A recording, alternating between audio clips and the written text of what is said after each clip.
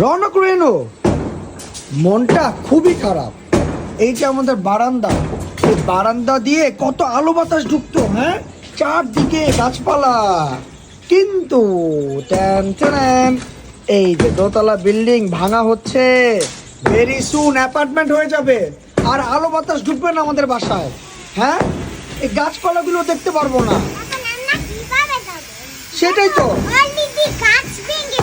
হ্যাঁ, এই যে অলরেডি গাছ ভেঙে ফেলেছে। ঠিকই তো বলেছে রনকি, মনটা খুবই খারাপ। রনকি, তুমি তো বুঝতে পারছো না, এটা একটা বড় বিল্ডিং হবে।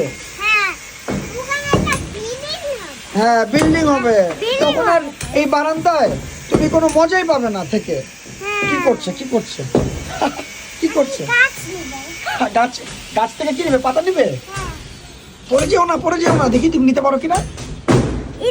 আচ্ছা, আমি তোমাকে হেল্প করছি, দাঁড়াও। ওরে বাবা, এগুলির জন্য তো যেতেও পারছি না, এই যে এগুলির জন্য আমি তোমাকে দিচ্ছি, দাঁড়াও। ওরে বাবা, আমি তো যেতে পারছি না। পেরেছি, ইয়ে নাও। আচ্ছা দিচ্ছি। রনকি, তুমি চুলটা কম করো।